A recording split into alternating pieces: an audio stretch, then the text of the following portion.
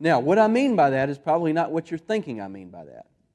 Some churches and some different kinds of fellowships will say, well, we got to think creatively. And what they mean is we got to market better. We got to brand ourselves better. Nothing wrong with a little bit of branding, right? A little bit of marketing. Else we wouldn't put these great marquee signs out on the road. I mean, to some degree, people have to know you're here. But if we sell out too much on branding or marketing, and we think that's creativity, then we've missed the simplicity of the gospel. And it is very simple, by the way. It's not a program. The mission of the kingdom of heaven is, in fact, something that's very dear to God's heart. It is not a program. Again, I'm giving all kinds of disclaimers tonight, but I want you to make sure you know what path we're going down. That's not to say that your children's program or your outreach program or your youth program are good programs. They probably are, I have no doubt. But understand that programs only get us so far into the mission. They themselves are not the mission. Is that fair? And that's not very offensive, is it? Okay. Like I said, there's no cornfield, so I got to be careful. So when we frame it that way and we start thinking about what the mission of God truly is, it in fact is very simple. It in fact is very timeless. It may take different iterations over time. In the 1950s, it was film strips and door-knocking campaigns. We may borrow some of that today, but it may also take a different kind of turn. It may show itself in a different way, and we have to be open and willing to that. We have to understand that the Spirit, as He moves in His church, is the spirit of creativity. In fact, if you go back to Genesis chapter 1, everything was in this void and darkness. And Genesis tells us that the Spirit hovered over the surface of the water, and God then speaks the creation into existence. The Holy Spirit at work in a church is a spirit of creativity, is a spirit of creation. We are trying to create disciples. We are trying to make other people in the image of Christ as we go about living our lives. And so when Jesus says these powerful words in Matthew chapter 25, when you see the least of these, you see me, He's setting up an exchange for us in which we are entering into relationships with people, and thereby we become a conduit for the gospel. Now that's exciting. That's exciting to me. I hope that you're excited by that. Because the mission of the kingdom is something that if we don't embrace it, I think you know time will only tell. Where will the church be? I think God will always protect His kingdom. Christians, believers, will always exist. But if we don't embrace the mission, I'm not so sure exactly what that's going to look like. If you have your Bibles tonight, we're going to look, let's see, where do I want to start? Let's turn to Luke chapter 12. We're going to start this discussion about mission, going deeper in mission, with this word ownership. And I've kind of debated how I wanted to enter this discussion tonight. Did I want to just sort of do a show and tell, explain what mission is exactly, or did I want to kind of look at it more as a how-to? How do we go about embracing the mission? And I think it's going to be a little bit of both. I hope you're okay with that. But in Luke chapter 12, I think it's toward the end of this chapter, I want you to notice what Jesus says. Actually, it's not. It's a very long chapter. It's about midway. Notice what He says here in verse 32. Fear not, little flock. It is your Father's good pleasure to give you the kingdom. Now let's break this down a little bit. Jesus is living in a time, here's the thing, sometimes we think that our day and age, and we'll say that phrase, day and age, we think that our day and age is somehow fundamentally different than any other day and age. And I'm guilty of this too. Watch the news for 20 minutes and you think, man, the world really has gotten worse. I don't know that it has necessarily.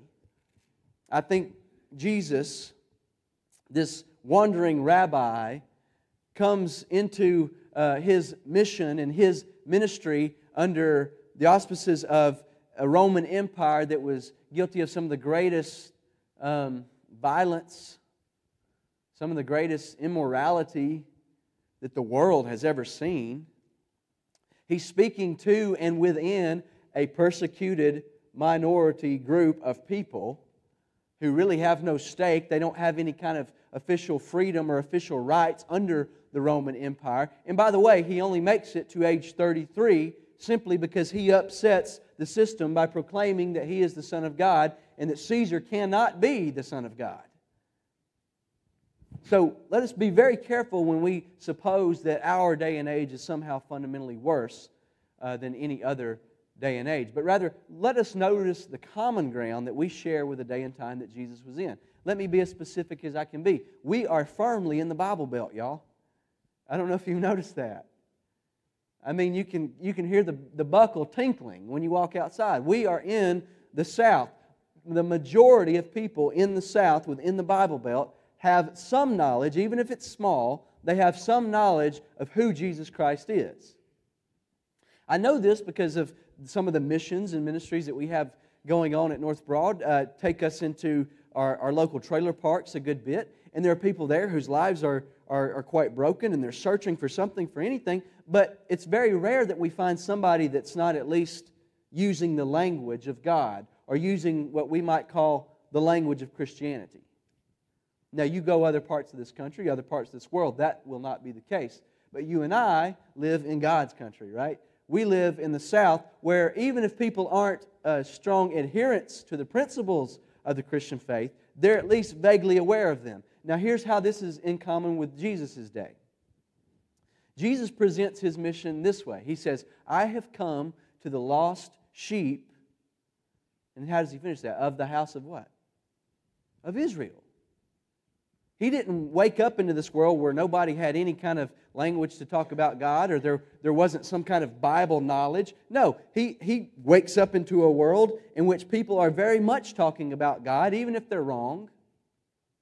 And in that environment, the powers that be in the religious structures have become oppressive to the very people that Jesus is trying to minister to. So you could say in a roundabout way, Jesus is doing ministry in the Bible Belt. He's in an environment where people at least have some idea of what He's saying. But here's the good thing. He doesn't just simply tell them the same old stories they've heard forever. One of the things I notice when we go into the trailer park back home, and trailer park ministry is something I began with my college students when I was the campus minister at Virginia Tech University. And for us, it was a way of kind of letting our college kids put their faith into action. And so it's something that's always been near to my heart. But what I find, and what they found back then, those college students that I was working with, is that people would have the language of God because somewhere along the way, they most likely had a religious experience of some kind. And you'll find that here. Jesus sees that too. The thing is the people that Jesus is talking to, their religious experience has not always been very positive. In fact, most of their religious experiences were about who was in and who was out, lines being drawn, walls being built, and you look up one day, and even though you're a Jew and you've gone to temple and you've gone to synagogue and you've eaten kosher and you've done everything you're supposed to do, here are the Pharisees telling you that you're still not good enough and you're still on the outside. That was Jesus' day. The thing is I see that still happening today. You know as well as I do. This has happened at North Broad. This has happened at churches all over the country. If you start really going deep into who should be here on Sunday morning and you start doing some research, you'll find that sometimes people aren't here anymore because maybe nothing you did or the church did, but they got hurt. They had a bad religious experience. And so they're kind of floundering around on the outside. Jesus shows up and He says, I'm coming to these lost sheep. These people, like Bible Belt citizens, who have had some kind of religious experience, good, bad, indifferent, and they're reeling from it. They're wounded by it. And the great physician says, we stand together in the gap, and our message is about healing. We're preaching the good news of the kingdom of heaven. And so He says, fear not, little flock. Such a tender moment. We've got a small cattle farm where we live. I try to pretend to be a cowboy here and there. And we just had the tiniest little baby calf born a couple days ago. And my wife said, now, we're not selling her, right? And it's so amazing to watch my two little girls look at these baby calves and just that tenderness of a 2-year-old and a little girl and a little baby calf. And I think the tenderness that comes through in what Jesus is saying here, he's saying, little flock, little group of hurting people, little group of people who are finding your way, little group who still maybe haven't got it figured out, and that's okay. You have been given the kingdom of heaven. Do you hear how, I know this word gets overused, but do you hear how radical that sounds to this little hurting flock to be handed the keys of the greatest thing that has ever happened in the universe, the kingdom of heaven? What was this little flock? Who were they? Matthew chapter 5, Jesus calls them. He starts calling His sheep in Matthew 5. He's fresh out of the wilderness. He decides it's time to bring this flock together. And He says, blessed are the poor in spirit. The poor in spirit, for theirs is the kingdom of heaven. Blessed are those who mourn, for they shall be comforted. Blessed are the meek, for they shall inherit the earth. Blessed are those who hunger and thirst for righteousness, for they shall be filled. Blessed are the merciful, for they shall receive mercy. Blessed are the pure in heart, for they shall see God. Blessed are the peacemakers, for they shall be called the sons of God. Blessed are those who are persecuted for the sake of righteousness, for theirs is the kingdom of heaven. And blessed are you, he says, he turns the focus in on you, and he says, blessed are you when men persecute you and revile you and say all manner of evil against you falsely for my name's sake. Rejoice and be glad, for great is your reward in heaven. For they persecuted the prophets which came before you, and there is His flock.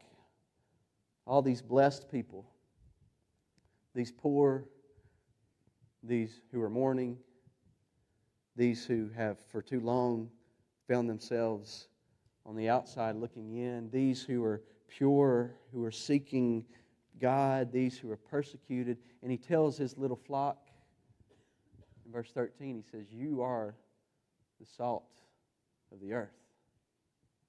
You are the light that's sitting upon a hill. You're the city that people cannot ignore. But if you lose your saltiness, if you lose your flavor, what good are you? If you're a light but you're hiding under the bushel basket, you're doing no good. And so Jesus brings His flock together. His flock who, very much like you and I, they have the language of God. Maybe they've been searching for God, but they've been told too long that they don't have it right, that they never will. And Jesus says, I am what's right. I am the way, the truth, and the life. And so He says, it's the Father's good pleasure to give you the kingdom. He goes on to say, sell your possessions, give to the needy, provide yourselves with money bags that do not grow old, with treasure in the heavens that does not fail, where no thief approaches and no moth destroys, for where your treasure is, there will your heart be also. If I could translate this word good pleasure from the Greek, it's very similar to what we would say on Sand Mountain, which is it tickles Him. It tickles God. He is just, and I mean this with all due respect, He is giddy about this wonderful fact that He has found a flock and that they have ownership of the kingdom. So it sounds a lot different than just a program, doesn't it? It sounds a lot different than just a church that opens its doors on Wednesdays and Sundays. This sounds like something that's worth selling everything you have to take full ownership of.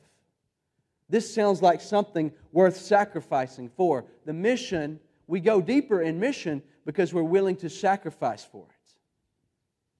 We go deeper in mission because we're looking for others to add to this flock. We're looking for others who are mourning. We're looking for other people who are poor in spirit. Jesus, in fact, says 2 chapters earlier, in chapter 10, He says, when you go out and you're preaching this message of the kingdom, He says, don't go door to door, by the way. Did you know that? Door knocking is unscriptural. I'm just kidding. That doesn't need to wind up on Facebook. But He says, don't go door to door. He says, plant yourself, and I'm paraphrasing. He says, plant yourself where there are people. And then He says the funny thing, let them do the work. Isn't that interesting? Wait until they invite you into their home. And when they do, if they're willing to listen, then you say, the kingdom of heaven has come near to you. You eat, Jesus says, what they put before you. You take part in fellowship. You break bread together. You sit across the table from someone who is made in the image of God, who doesn't yet know what this is all about. Yet sometimes I think I know in my life, I've done this, I've tried to make the mission too complicated. Because I think I got the mission wrong. I think I had it in my head, even from the time I was little, that the mission was arguing with as many people as you can in what you could call a Bible study, and hope that if you argue hard enough, that you'll convince them mentally to do what you're saying is the truth, and you might get a chance to baptize them and brag to your friends. Now, that's really kind of how I saw it. I know it sounds like I'm being super sarcastic, but that was pretty much it. That's what I saw the mission as. But Jesus is inviting us to go deeper, to think a little harder, to see that, yes, Bible study is an essential part of this. Don't get me wrong. Baptism is where we hope everybody that we talk to about Christ ends up. But the mission itself has more layers. And yet, it's so much simpler. In Matthew 25, he puts it this simply. He says, "Here I am hungry. What shall you do? Here I am in prison. What will you do? Here I am numbered among the least of these, the very people that Jesus made His flock out of. What are you going to do?" We find Jesus in Matthew chapter 9 living out the mission, don't we? Matthew chapter 9, the Pharisees come to His disciples and they say, this story that you're selling everybody is starting to fall to pieces, because if you are indeed the Messiah, then you must be holy, you must be clean, you must be following the law of Moses to a T. And yet, in Matthew chapter 9, where do we find Jesus? With the tax collectors and with the sinners. And when the Pharisees saw this, verse 11 of chapter 9, they said, not to Jesus, they said to His disciples, "Why does your teacher eat with tax collectors and sinners?" But when He heard it, He said, "Those who are well have no need of a physician, but those who are sick." Why does He eat with tax collectors and sinners? Because the mission of the kingdom of heaven eats with tax collectors and sinners. To seek and save the lost, by the way, means that you have to know the lost. Right? You can't seek and save something that you don't know. I don't think you can seek and save something that you're not in some kind of relationship with. And so what we see in Matthew chapter 9 is Jesus inviting His disciples to take ownership into what He presents to us, I think, is a relationship with people. If you're going to take ownership and build relationship, I've got some good news for you. That's what Jesus says grows. He says the kingdom of heaven is like a mustard seed. Like kudzu, right? Or summer cedars where I'm from. Maybe yours is Bermuda grass in your garden. That's a bad one too. But He says it's a mustard seed. It gets planted with all the other vegetables, but then a funny thing happens. As small as it is, as insignificant as it is, it grows and it becomes so big and gangly and kind of a little bit awkward that we forget this part of the parable. The birds of the air come to roost in its branches. Now, in that parable, it's nice to know that it starts small and gets big. But that detail, don't miss that detail. The birds of the air find a home in its branches. See, when the mission of the kingdom is doing what it's supposed to do, when you have ownership of your relationships, people in those relationships begin to find a home. They begin to see that this gospel that you've been living, that you've been preaching, has significance for their life. And not in some way that just simply entertains them. Not something that just lets them go to sleep at night. in peace, but something that literally transforms every aspect of their life. That's what the kingdom of heaven does. That's what your relationship with God has done, has it not? You wouldn't be here on a Wednesday night in the middle of summer when you could be doing anything if there wasn't some aspect of your relationship with God that the gospel hasn't transformed. The gospel just does what it's going to do. It transforms. It provides a home for the birds of the air, for these people who are in your life that you have relationships with. They can find home in the kingdom of heaven. But let me tell you something. This is the parable of the sower of the seeds. Don't start getting picky about who's worthy and who's not. And maybe this is an axe to grind that I've had for a long time, and this is not aimed at my church back home. It's not aimed at any particular church. But I've been in ministries and in churches where we start to see some of the birds of the air come roost in our branches, so to speak. We're teaching people Jesus, and then they come and they join our fellowship, and it might as well be as if they're not there at all. You've probably seen it happen somewhere in your life. It's heartbreaking. And it's not necessarily anybody's fault. It's not that Christians come to church and say, well, today I'm going to ignore the new person in the back row. You don't come saying that. It's just one of those things that happens. So if you're taking ownership, you're building these relationships, you're letting the mustard seed do its job, then don't be picky about the birds that come to roost. Some of them may be CEOs with beautiful wives and kids, or beautiful husbands and kids, and white picket fences, and they may give so much to your church that you could build a steeple on top of a steeple, or they may come in off the street and they may be dealing with addiction, and they may be dealing with mental illness, and they may have a lot more baggage than you're used to or that you're even prepared for. But take joy, rejoice that they are finding a home in the branches of the kingdom of heaven. See, that's the great thing about our God. He's not a respecter of persons. In fact, the sower doesn't even know exactly where the seed's falling. He just scatters it. He lives a life that is can I throw what may be a new word for you? A missional life. Put it in spell check, it'll say it's incorrect.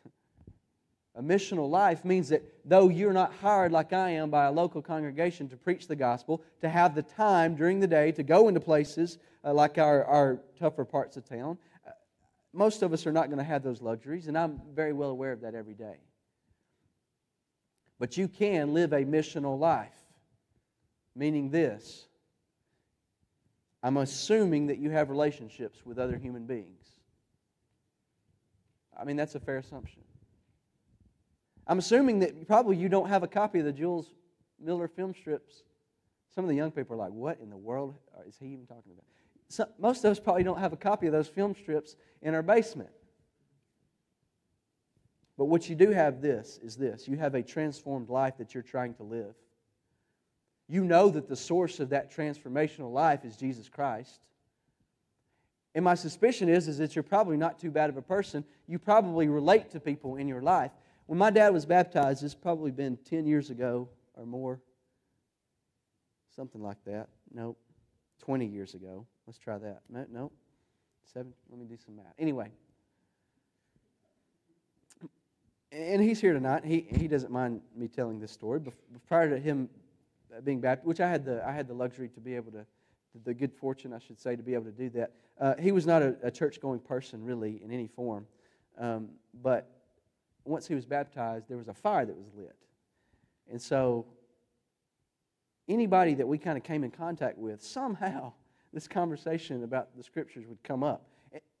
And so it instilled in me early on that if we're going to embrace this idea of mission, we can't see any opportunity as a bad opportunity. And what I mean by that is not necessarily that you're in Pizza Hut and you crack open your Bible and you say, hey, waitress, what do you think about the plan of salvation? I mean, it may work that way. It's never worked that way for me like that. But what it does mean is you get to know her name, especially if you go there every week. You get to see and understand the heartache that she's experiencing. You get to know a little bit more about her life. You get to know then how to find transformation and how to offer that transformation and how to live that and invite her into a conversation that may be about NASCAR. It may be. We should be multilingual as Christians. Paul says, I become all things to all men. I speak a little NASCAR. I don't watch it. I don't understand it. I don't even really like it. But I can speak enough of it to relate to someone in hopes that a door might be opened. That's what a mustard seed does. It finds the easiest path in, the smallest crack. And once it's there, God gives the increase. Don't forget that part either. Don't be one of these people that when you get close to your last days here on earth say, well, I've never baptized a soul. Yes, but how many gospel seeds have you planted that are now growing? Plant your seeds. Take ownership of this mission. Build relationships with those around you and let them be based on your relationship with Jesus Christ who has transformed your life. But also know in a crowd this size that maybe there's somebody here tonight whose life has not quite been transformed. Maybe you've begun this relationship, you're interested in Jesus or you wouldn't be here a little bit. Maybe you yourself feel kind of like you're on the outside looking in. And I'm going to tell you something. In God's eyes, there is no outside and inside. We are children of His, and it's grace that He has to offer you tonight. You can accept that grace. You can put Him on tonight in baptism. You can rise as a brand new person. I always tell my church when we offer the invitation back home, tonight if you want to come and rejoice over something, my goodness, come and let's rejoice. If you want to come and ask for prayers or cry, let's do that too. If you want to come confessing, whatever, this invitation is for you. And now those famous words, let's stand together. Let's sing.